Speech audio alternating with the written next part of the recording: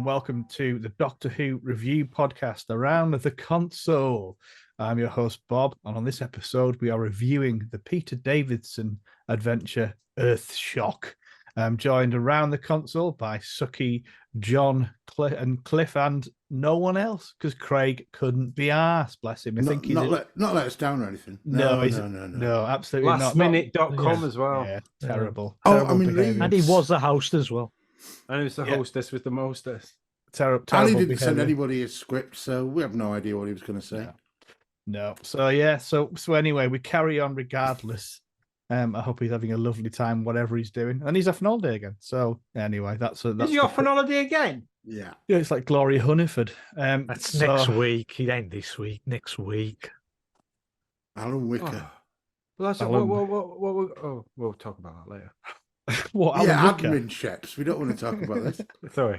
What? Alan Wicker? Right. Cool. So Earthshock lads. I'll go quickly around and get a vibe. I'll come to you first, John, as you picked Earthshock.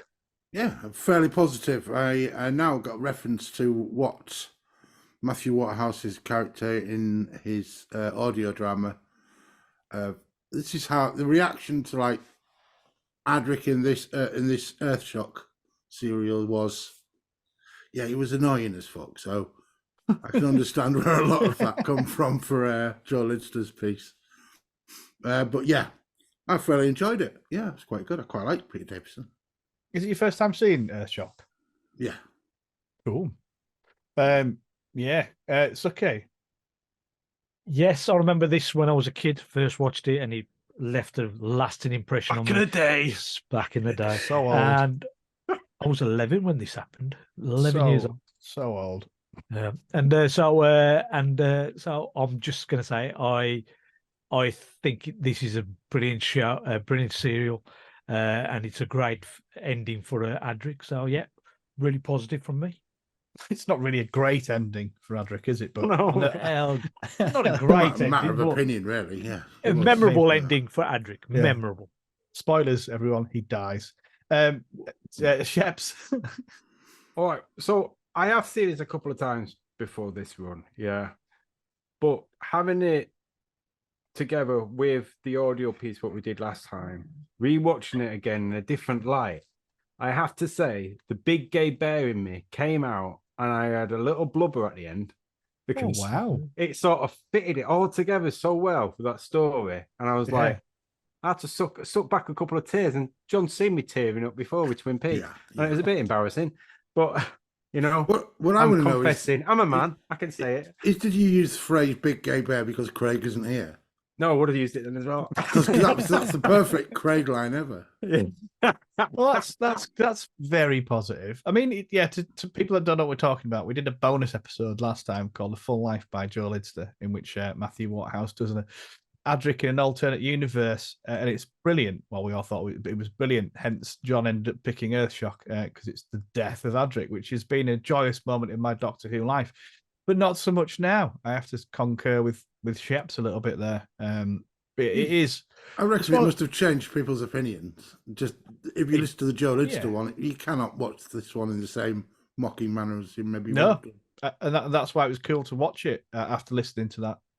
For me, it's always been one of the better, or one of the best Doctor Who's, and it continues to be so to a degree. Dark, isn't it? It's dark. It does have its flaws. Like it does. There's too many companions. Doesn't need Tegan that much.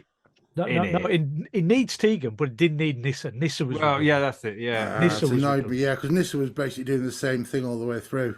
Yeah, and it's kind of like a bit of a waste. Yeah, I don't know why they didn't write a better. And when too many companions, that's why. Yeah, just too much. Should have killed one off. Oh yeah, they did, didn't they? Well, it was quite a large-ish cast as well, wasn't it? So you've got a lot of people to fit in to what is a relatively, fairly, I'm not going to say simple plot, but it's there's nothing majorly complex to it, is it? It's quite a good, strong, well-paced, all that kind of thing. But there's not enough for everyone to do. I enjoyed the anger in it. There's a lot of because Adric's obviously pissed off with the Doctor. Yeah, and is he's confused where he wants to go. He even says he wants to go home at the beginning, doesn't he, and stuff.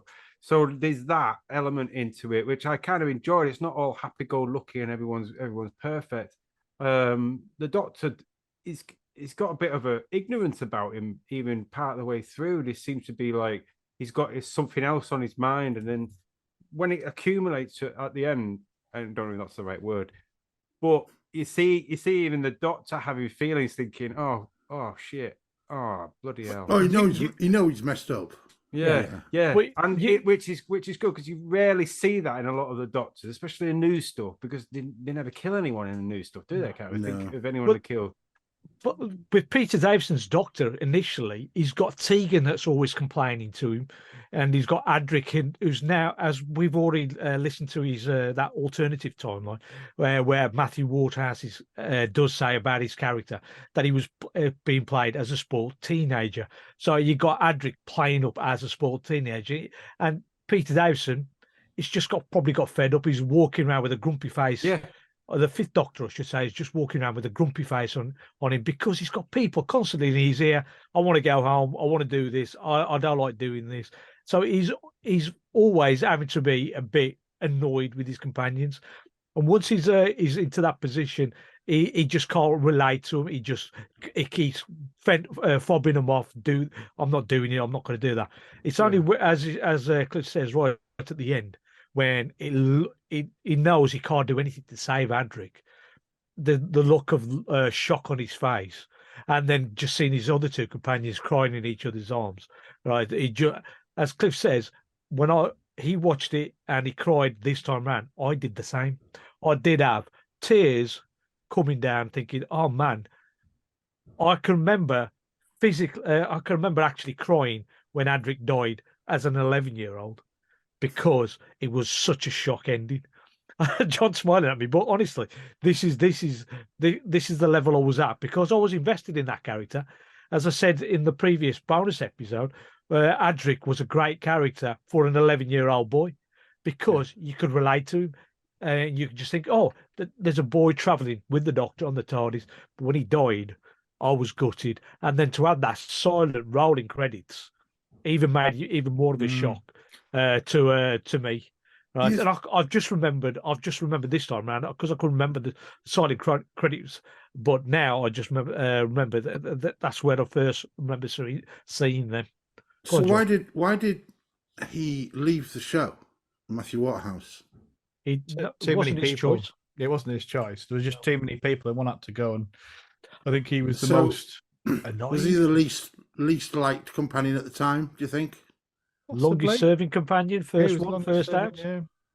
Yeah. But the thing was, according to the production notes again, Turlough, who's another male companion, was already being incorporated into the next season's scripts. So it would have gone back up to 3 companions again, which it did. Whenever Turlough turned up, there was 3 companions for at least 2 stories. My question was, do you think that like silent ending and the sort of the mournful ending was worth it? Do you think at the time it was received as well? Was it like people were like, "Oh, thank God he's gone"? Or no, I think like Suki. I mean, a lot of people, young people, but maybe older ones, maybe would have been glad he's gone. Maybe. I mean, I can't speak because I don't remember it at the time. But as a younger man, when I was watching all the Doctor Who's, I did really like Adric. Because, like Suki says, you associate with. It's only when you get a bit older that he annoys you and all that kind of thing, and you do really hilarious jokes about the joy of his death and stuff like that. But it's as a kid, not watching it live but watching it later, I'd seen a lot of Adric. And how much? Like, just asking for Craig, yeah, a lot. But yeah, he was. It was your, because you didn't really associate with Turlough so much, because he was. And he had the whole thing where he wanted to try to kill the Doctor and all that. I mean, the problem with, from what I recall about Turlough, is he had the same basic young male, precocious, sort of slightly alien, but not really. Just it was the same slot filled by Turlough, so it changed a great deal. He was trying. I mean, Max, it's different character, obviously different characters, but I think in terms of like generic companion type, male, young, da da da da da. Yeah. They are much for muchness. But he felt a lot older, did Taylor, and he still does now because of that sort of like, I don't know. We were trying to kill the Doctor for like the first 2-3 stories, but I think Adric is a boy. You know, an actual. He comes across. He looks like a boy. Yeah. He acts like a boy. Whereas Taylor is the more college. You know what I mean? Yeah. Not the school boy. And I at don't the know, end of yeah. all that, you get Bernie Cribbins, don't you? That's the way it goes. See, back in the day when in 1982 there wasn't that much. What was the word? Social media, you could say. Social media about the show. You got all the books, and all the books are always written positively of the era to make sure everything was great. It's only when you got the fanzines started building up, and you start reading some of the fanzines, and then the social media starts taking off, that you realise probably at the time the younger generation like myself, the young 11, 12, 13, but possibly all the way up to 15, 16, right, kids did like the companions go as you're watching them. But it's only later on, as we're all older companions, we're watching it later on, and you just think that portrayal isn't great. The characterization of that of Adric is just annoying, and you start to feel differently. Now I can still remember my time watching the show, and I at the time I just thought the three companions were great because you just watch the story for all the action, the beats that were within the story, loving everything about it. But now, years later, you watch it again and you think, yeah, there's too many characters in there. It's a bit badly plotted.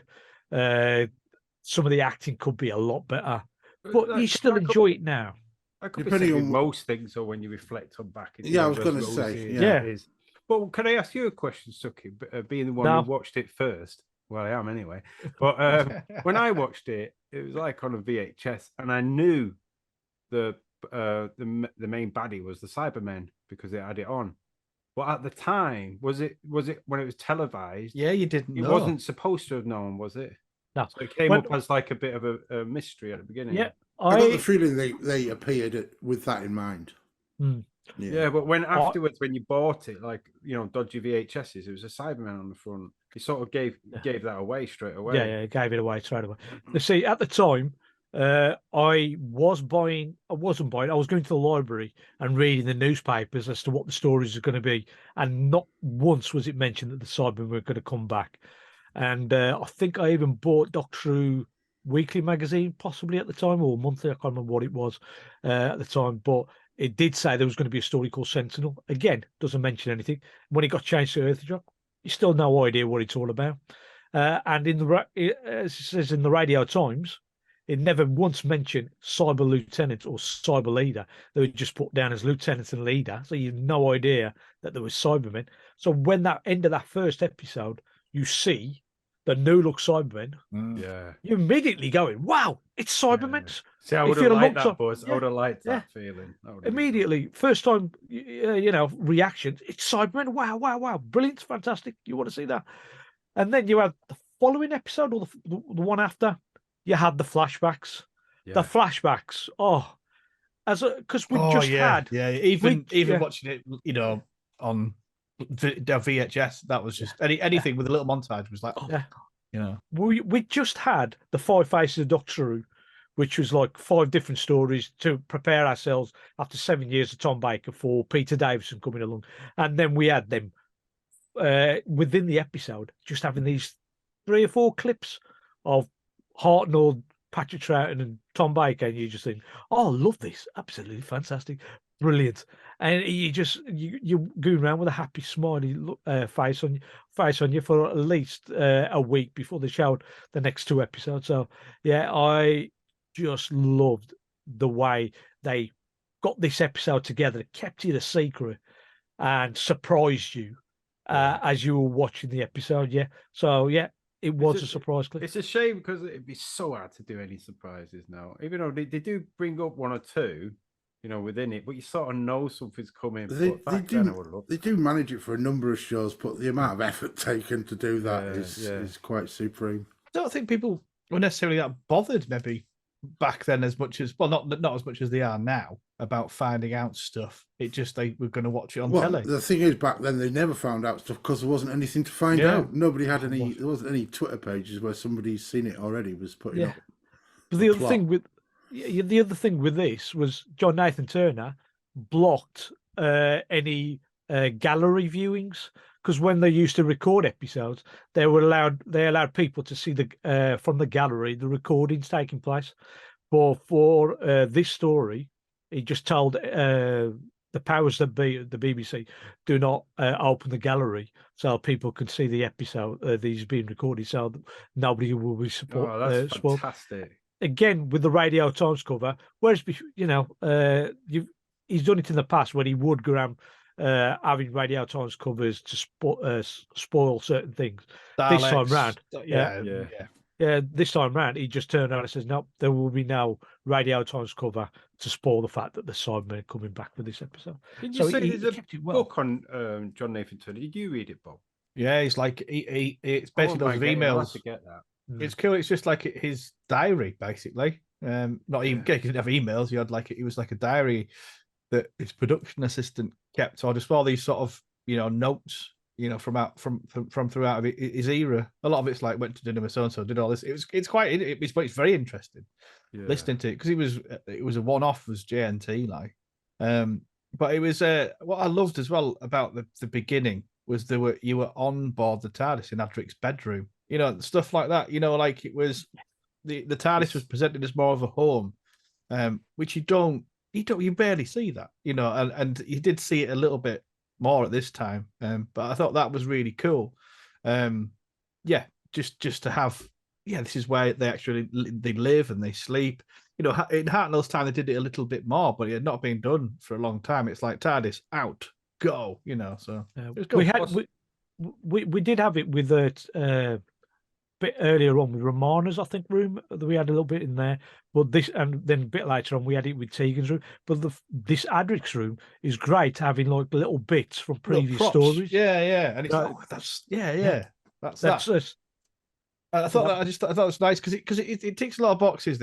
It's basically two parts. So it's got part 1 and 2, underground in the build up to go then to the freighter for parts 3 and 4, and it's all base under siege, but with the grander, massive plan. And I think Doctor Who does that the best. When it's kind of like working with its budget of base under siege, but feels massive externally through the narrative and the storytelling. And that, again, I think is why it's one of the favourite adventures in Doctor Who, because that's what it does the best for me, Doctor Who. Who was the captain on that ship?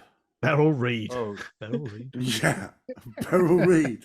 It just seemed like, as soon as I saw her, and with her bouffant hairdo and layers of foundation makeup, I thought, it doesn't seem right at all. It was. I think it was meant to be cast as a man, and then John Nathan Turner got involved, and it was Beryl Reid, who had no idea what was going on, and she was very did all right. It was good at the time, though, wasn't it? Having a woman being such a brilliant high status, and it was Beryl Reid, which made it even with that hairdo. Yeah, I love that hairdo. It's like Dusty Springfield type thing going on. I'm a fan of the Beryl Reid character, and I think she plays it quite well. Yeah. I don't have an issue. I never have had an issue with it. People tend to go, "Man, look, Beryl Reid." I like it. It's different, and that's cool. It's not just some stereotypical military captain.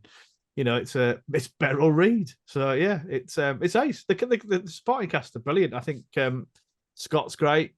I think most people in this are pretty good. It's a pretty solid story as well, really, all told, and it's convoluted enough for it to be interesting. There's plenty of stakes there, not literal stakes, but the way they brought the Cybermen back as well. I thought that was this seemed to be a lot more. You could tell the future stuff now, more or less copy from the way the Cybermen react in this one. They seemed, even though they in the past have all gone as one, like some drone. In this, seemed to have a little bit of individuality going on. I never understood why they wanted to make them a drone in the newer ones, because It's just like makes no sense to have. And when they're part human as well, you know what I mean? The consciousness but or the emotions have gone, but they're still there. I like that idea. Well, they're individual Well, voices. That's what I liked about them. I thought it was good, that.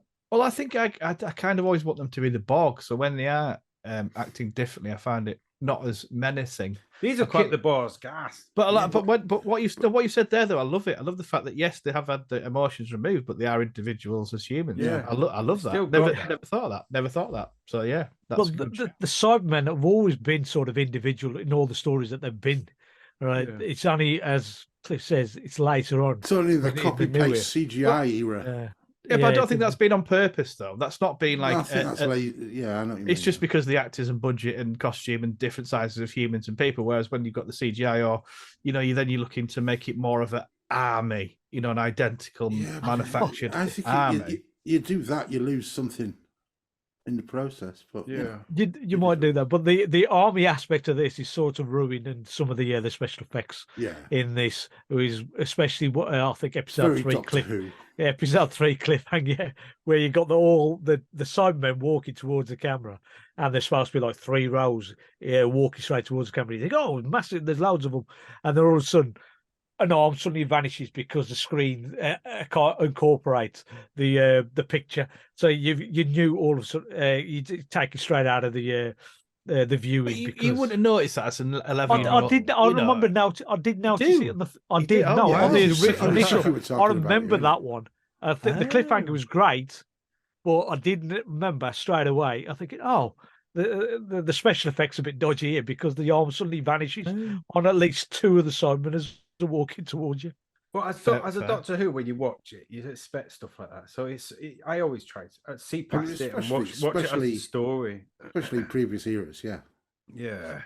I love the idea as well, because it's put out there early on about just randomly the fossils and the phosphorescence or whatever when they're in the cave, and they're on about when the asteroid hit the Earth and you have the ice age and all that kind of thing.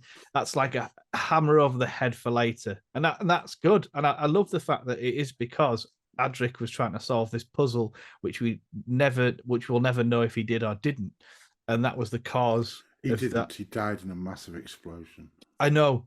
He definitely did, John. But I love it when Doctor Who does that. Puts it be Doctor's, something to do with the Doctor's fault, not a natural occurrence. And I love it when Doctor Who does that as well. So it definitely ticks a lot of boxes. I found it dark and quite grim. Particularly when they're in the caves. Them black androids in latex. A bit black Rastan warrior robot kind of style. But although the shooting and all that was a bit shit, the sort of aftermath of when they did one of the little shots at a human being like all guts and just fucked, it was just quite gruesome. Even now, it was quite gruesome. That just basically like a mush on the floor with the name badges. Because although you never really heard many of the names that didn't talk, they all had name badges for just for that kind of thing. So invulnerable name badges, I did think that even watching that now, I think that was quite grim. It's very gruesome for a Doctor Who. Yeah. I think there's stuff in this you probably wouldn't see in a new stuff, because they're always skirt around killing off anyone. They don't really kill their anyone. Well, this is something that's plagued modern television. It's Disney era TV, isn't it? Yeah, they don't want to kill anybody. Somehow the Emperor returned. I did see though. It takes the stakes out of everything. Yeah, you don't enjoy it as much if you don't think that it's something might be on the line. And it definitely is on the line. Well, it is definitely on the line in this one, isn't it? Yeah, the fact that they didn't bring him back, it's like this puts definite feeling of stakes, and all this is important. You can't just take a trip with the Doctor. There's a massive risk now that you're going to get killed. But I also see parallels to Peter Capaldi's Doctor to Peter Davison, more so in this story, than most before. But Peter played it so well, because his acting ability is good in his other stuff, what he's done. But on this, I think it's one of his best. You see him be a grumpy sod, which Peter Capaldi picks on, and then you see his changing, and he's struggling in himself to think, I could actually lose people. And he's always had that. But then right at the end, when he actually does, I thought he's one of his best. He acting makes a lot of performances. mistakes in this. Yeah. He doesn't manage his crew well. But the thing is, he's been trying to manage his crew for many But months that he's had them on there, and he hasn't been able to control them. Well, that's his failure. He should Yeah. be able to. I mean, Yeah. he should realise that the characters that he's got there, they need to be able to stretch in certain directions. If he's not going to let that happen, you're going to get a tetchy You tetchy can't just let them console go area. on their own like they've been doing. That's what it shows. Yeah, I mean, Pete Davidson in this, Hartnell was the Doctor he remembers. So these little bits of Hartnell, particularly in this one, that sort of grumpy older professor. But he's a terrific actor, Pete Davidson. I think he's brilliant in this, and that ending, it is superb because he never really acknowledges lost the Doctor. He sort of moves on. I think there's John Pertwee when Joe Grant leaves. There's a little bit of sadness in the Green Death when she leaves, but overall, well, I think with Susan leaving, actually Hartnell, but this is death and dying, and it continues as well. So it's not just forgotten about because they're quite good at, Doctor Who was very much like, right, that's done and gone, whereas this carries on, the death of Adric for a while, because you've still got Nyssa and Tegan in the TARDIS, which I think it's huge. Again, it's big. There's a lot of big stuff happening in this era of Doctor Who, which was new, and I love that. I love that. Sorry, I was just going to say, to cover the surprise of Adric dying, they did actually bring Matthew Waterhouse back for the next episode of the first episode of the next serial, which was Time Flight. So he had him there as a ghost. Just hang about here, mate. Yeah, as a ghost apparition like that. He appears that way. He's listed in the Radio Times, so people will think, oh, he's still alive the following week, and then clever. because the Radio Times would always come out a few days before a week before the episodes were always shown. So to cover up the fact that Adric had died, I think JNT got Matthew Waterhouse written into the next episode. That way, he's listed in the Radio Times as appearing. So they're brilliant. That way, nobody knows that he's dead. Yeah. Sorry, Cliff, I rudely interrupted you there because Suki. No, I keep interrupting everyone. Sorry. Do you reckon they had to add this much oomph due to having the 5 Doctors, having this one, having Adric died? They had to add it in due to how popular Tom was in the 4th one. He wanted to do some big change. Nathan really moved it up a bit. He loved the big change. He loved all this drama. He loved this cloak and dagger stuff going on. He loved hiring people like Beryl Reid. When he was really interested, this was the time he was incredibly interested in, what his production abilities and skills. And it was a massive benefit and positive to the show, but it was sometimes a detriment as well to a degree. But yeah, he loved all this sort of stuff. And that's to me a positive. To be honest, there isn't that much detriment for his first 2 years of the series. I'm saying people perceive that. Oh, I'm a massive, huge fan of the change that GNT made from the get-go, from Tom Baker's last season, which I really like. And then the Colin Baker stuff, there's some good stuff in there, but I'm not saying that's necessarily GNT's fault. But by the time you get to McCoy, he's literally leaving Andrew Cartmel to it, and that is again a benefit to the show because he doesn't really want to be there. But at this time, when he's really there, it's just awesome, yeah. But he's a massive part of it, and I think this is something like you have now, the showrunner, Rusty Davis, Stephen Moffat, Chibnall, whatever, the producer, producers on a show, I mean, I don't know how it works, but they've always had a massive impact on Doctor Who. Verity Lambert from the beginning, getting this show going, being a woman in the 60s at the BBC. You've had big personalities. The Holmes and Hinchcliffe era. Hinchcliffe was, I think Graham Williams was not a producer fit for Doctor Who because he just didn't have that, that sternness, that real fight in him to get this show, which is incredibly hard with no money to be made. Exactly. Yeah, and again, JNT was another one. grit between his teeth. Because Doctor Who has like Graham Williams era for Tom Baker. For me, lacked. It didn't have, there was no dividing opinion. It just wasn't very good. Most of it, and then you've got parts, in Troutman's era where it just goes, woof, and you had some just random, churn of producers and not a stable script editor. When you've got the two things combined, Eric Saywood might not be people's cup of tea. He wrote this. It's a great story. He's written great Doctor Who. And again, he's a strong script editor with a very strong producer.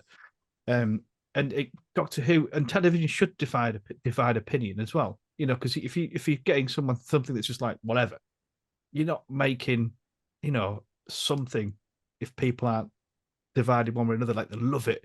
Or I just think I'm a huge fan of JNT, and I think definitely he was all over this with his. It does go together with. Sorry. No, I just say we're making a lot of quite deep and meaningful points here. This is ironic considering Craig's not here, so that's probably why I'm just trying to connect the dots here, boys. Just give him Ghostlight. He gets very deep and meaningful. Then it was quite an amazing thing. Sorry, yeah, I went on. I digressed a bit there passionately, but yeah, it's to me, it's just a very good, strong, classic Doctor Who. Yeah, it's the triple combination of Peter Davison, the director, Peter Grimwade. That's it, Grimwade, and Grimwade. JNT, because Peter had worked with Peter before. They both worked together in All Creatures Great and Small. So he knew the actor, he knew what he could do, he knew what he could push for, he knew what he could drive for. And obviously with a great script, that's what you need. But the combination of the three together and this, they're on fire on this bit. Really, they might have been on fire, but this is a sort of trouble production because it kept overrunning. Beryl Reid had problems with the script, and because she had dyslexia, so she had dyslexia, so she had trouble understanding the script as well. There was loads of continuity errors, I mean, at one stage you had the troops that are following Scott around kept being interchanged. So there was one of them had been killed earlier in the episode, then all of a sudden he was back. And then another one had been killed or captured, and then they were back. It was just badly edited together. I didn't see any of that. Wouldn't until it was pointed at it, and then it's blatant.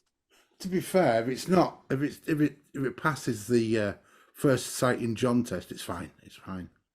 But once you've seen it, you just think who watches Doctor Who twice? That sounds like a mental thing. You see, but it's like a female trooper is captured and killed, and the next thing, she's actually in the TARDIS. Because you're noticing all the females you do. Probably was. That was the thing is, was. I never noticed any of these things. I only noticed them when the info text that I love to watch it with nowadays it points it out, and I quite like the fact that I've not noticed it because not many people will. You wouldn't have done it without the info text. Okay, probably a lot of it. There's a bit where Adric, right at the beginning, says that he's just tired of being teased, and he's there going, "I'm just tired of being teased. I just don't like it." And I was thinking, who's the one that's actually teasing him? Because it ain't going to be Nyssa, because Nyssa gets over. Davison, the Fifth Doctor, is sort of staying out of his way. So Tegan is basically bullying him on the TARDIS, and if it had got rid of Tegan and managed to just drop her off at Heathrow.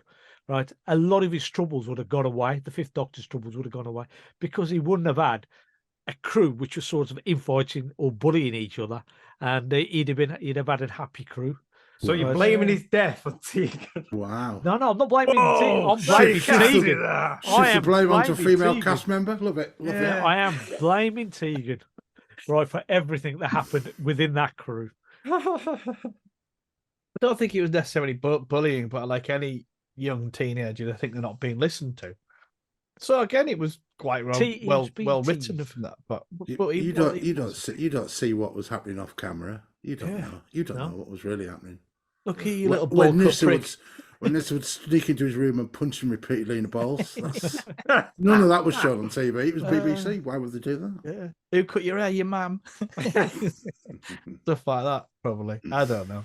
Right, let's get around this console for some final thoughts. I'll come to you, Cliff. Have you got out left in you? I said a lot this time as well. I was saying I was proper excited. That's because I got emotional with it. That's why. I really enjoyed it. If anyone's going to watch it, please watch it in conjunction with the audio bit as well. It works well. I've always said in the past I'm not much of a lover of the Fifth Doctor, but things like this are changing with me. We've watched enough now, and I think in the past I didn't like him, but I'm getting into him again. It's good. Still, Yeah. Adric's a bit of a dickhead, but I still liked it. Wonderful. What's your two John? words? What's your two Oh yeah, words? Chaps? two word chaps. Yeah, Oh shit! That'll do. that'll Nice. do. Yeah, me Oh one. yeah, yes. Whoa! Can't have that. That doesn't reflect what you thought of it. Have you got any two word chaps? Or just oh shit? Can we stick with oh shit? Emotional ride. There you go. Wonderful. Yes. There you go. Emotional ride. I always John? look at John in case I said something wrong. Yeah, no, you're perfectly fine. Doesn't make any sense, but it's perfectly fine. John. Yeah. No, I enjoyed it. I thought, I think I find watching Peter Davison ones quite refreshing, really. I quite like them. I think I'm over Tom Baker at the moment. For some reason, I don't feel like urge to watch any Tom Baker. And it was quite a generic story, but I thought it was really well done. And the Cybermans were a surprise, but not in the surprise like, oh my God, it was like, oh, it's a Cyberman episode. So it's, it's perfectly fine. Cool. So Keith, you got any notes and bits? Oh, two words, John. Sorry, yeah, two words.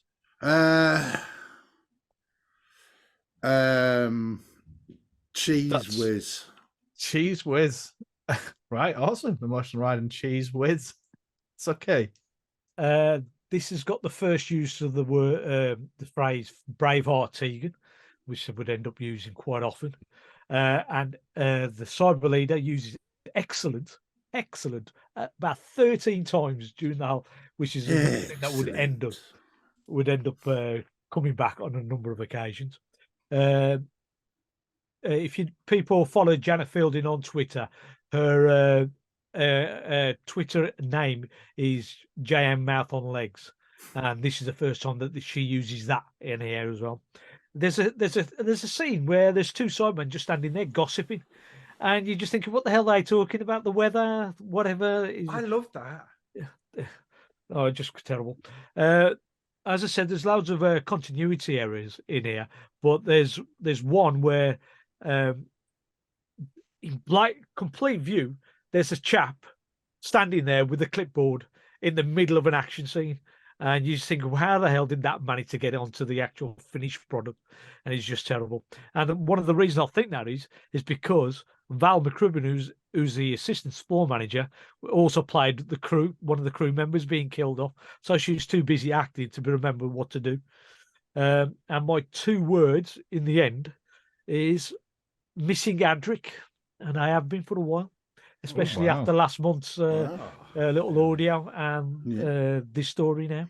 I've had enough of him now, like, to be fair. But don't be like that, John. I'm missing him. After an entire audio and 4 episodes, I've had enough of Adric. Yeah, we're good.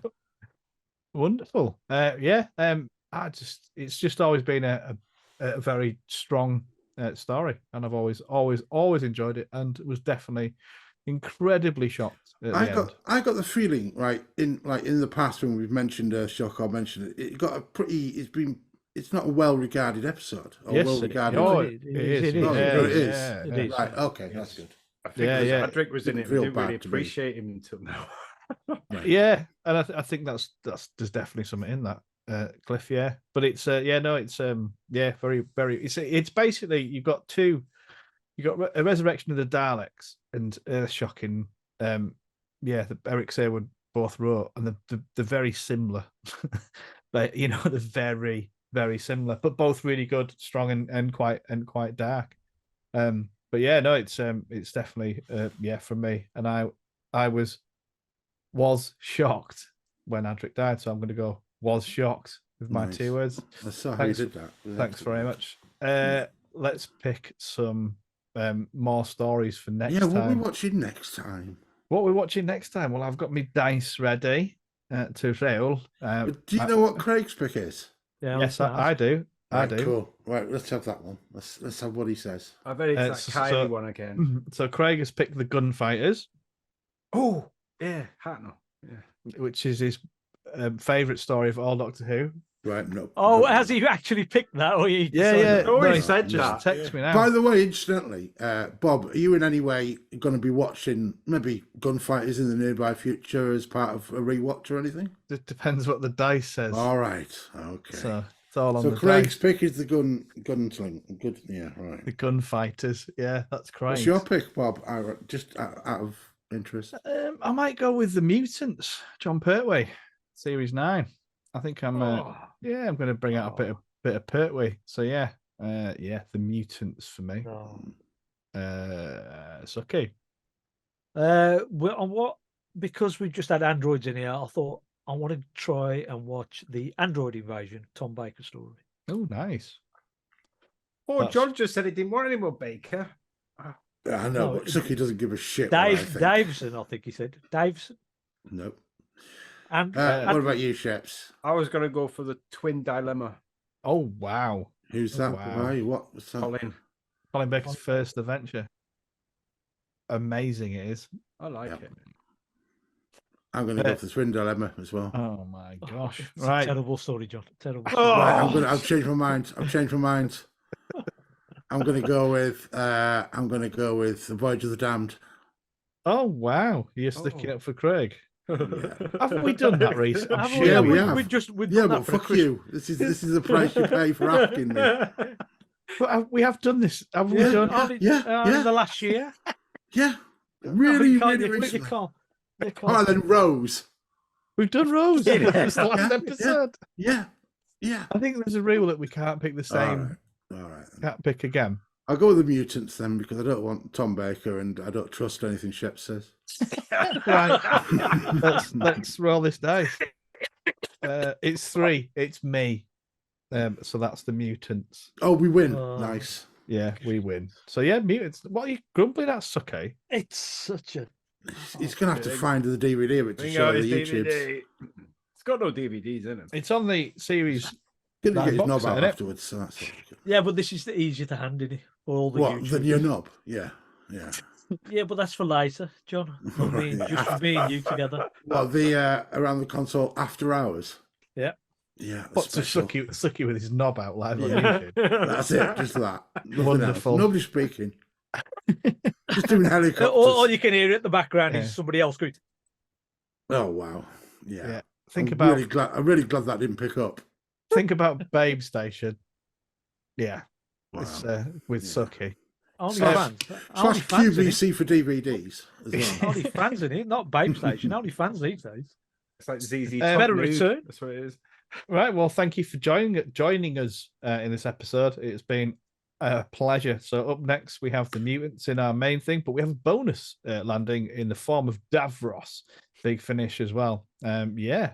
Thank you I very just much. want to say thanks for hosting, Bob. I know that you had to drop in at the last minute, given one of the other hosts just upped and didn't turn up, and Doesn't care, does he? Doesn't just care. dropped us. He just does dropped care. us. Don't pick on Craig. Good, Yeah. good going there, Bob. How much did he pay you to say that, Sucky? I'm not saying what he paid me, but I'm just saying Yeah, don't all pick on right. him. It takes me a lot of time and effort to prepare for hosting a You've podcast. got a whole script to write and everything. I know, having it thrust upon me.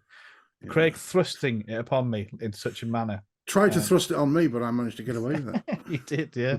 Well done, John. Yeah, so thank you very much and goodbye. Wow. Bye.